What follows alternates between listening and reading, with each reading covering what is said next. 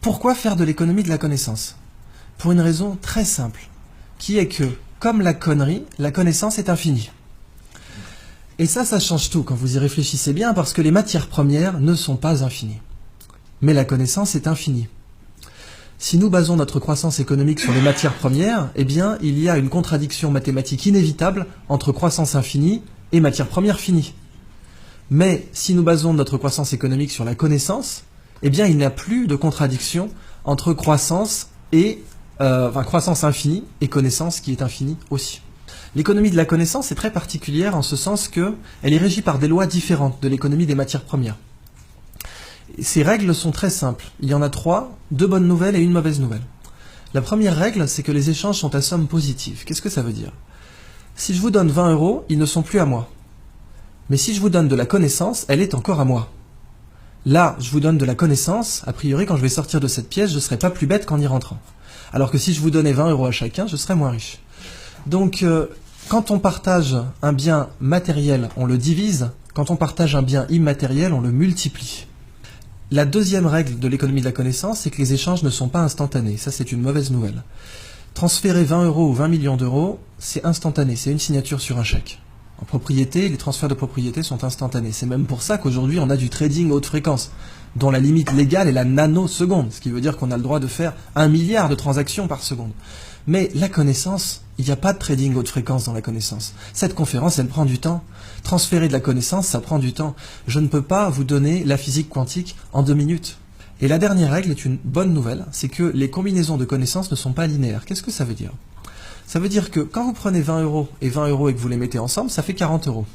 Mais quand vous prenez 1 kilo de connaissances et que vous le réunissez à un autre kilo de connaissances, ça fait 3 kilos de connaissances. Quand vous regroupez 2 connaissances, ça crée systématiquement une tierce connaissance, qui est au pire triviale, mais non nulle, et au mieux révolutionnaire.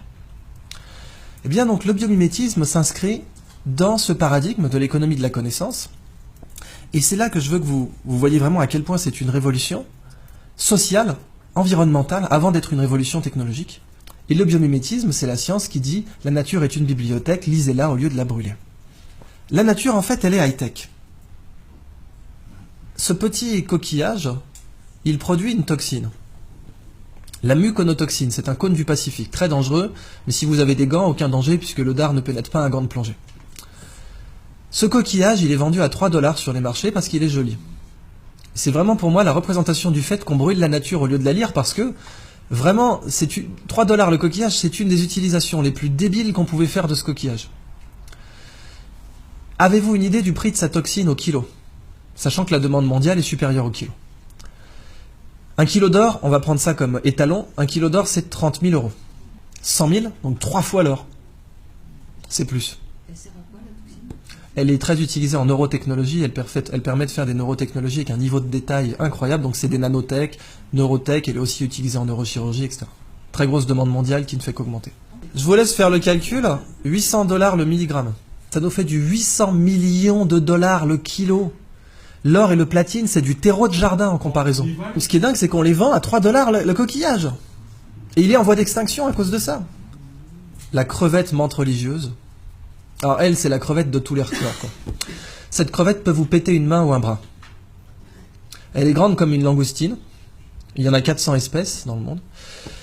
Et vous voyez ici, elle a des petits marteaux là. Un peu comme des marteaux à fruits de mer, pour casser des tourteaux. Et c'est justement ce qu'elle fait. Elle casse des crabes avec. Seulement quand elle envoie son marteau pour casser un crabe, elle lui donne l'accélération d'une balle de fusil d'assaut. Si nous, on était capable d'envoyer une balle de baseball à 1/10 de cette accélération, on la mettrait sur orbite. Ce marteau casse évidemment un aquarium blindé, puisqu'il a l'énergie cinétique, il aura la vélocité finale d'une balle de fusil, mais il a une masse supérieure. Évidemment, si vous l'arrachez, il repousse, parce qu'après tout, pourquoi pas. Cette crevette, quand elle envoie son marteau, il se forme des étincelles sous l'eau. Ça va tellement vite que vous avez des étincelles. Et ces étincelles, on les a mesurées à 22 000 Kelvin, c'est la température à la surface du Soleil.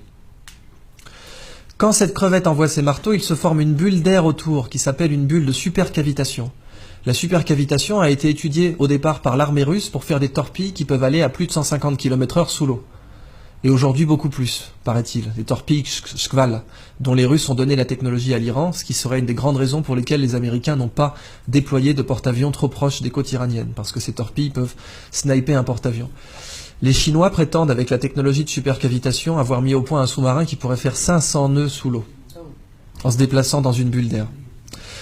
Et la supercavitation aujourd'hui, le meilleur modèle d'étude que vous avez, c'est cette crevette. Mais c'est pas fini.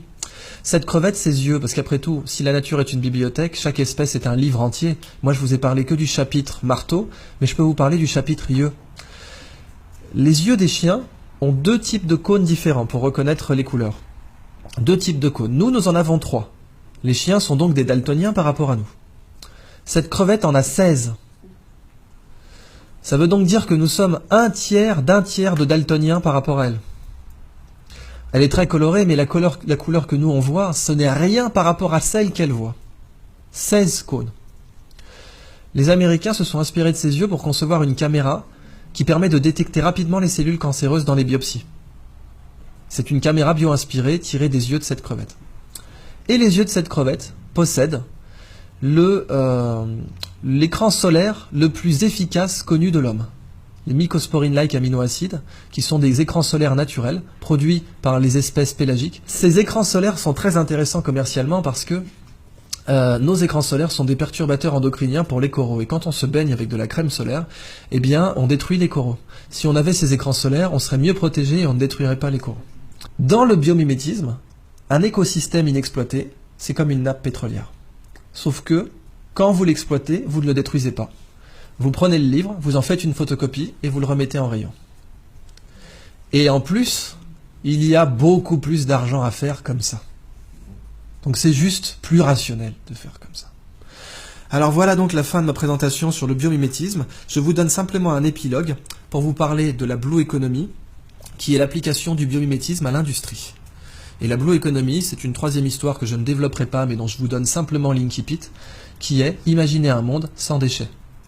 Imaginez un monde où la prochaine fois que vous verrez un déchet, il faudra emmener vos enfants au musée. Regarde maman, une canette de croc. C'est fou ça. Ce monde, on sait qu'il n'existe pas aujourd'hui. En fait, il existe, c'est la nature. Quand les feuilles tombent des arbres, on n'organise pas un système de ramassage. Dans la nature, les déchets n'existent pas, parce que la nature produit en cycle. Mais nous produisons en ligne.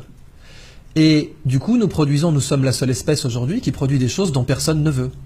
Et quelque chose dont personne ne veut, ça s'appelle un déchet. C'est la phrase de Gunther Pauli, ce n'est pas à la nature de produire comme nos usines, c'est à nos usines de produire comme la nature. Et si nous faisons comme ça, nous serons non seulement beaucoup plus rentables, mais en plus il n'y aura plus de déchets.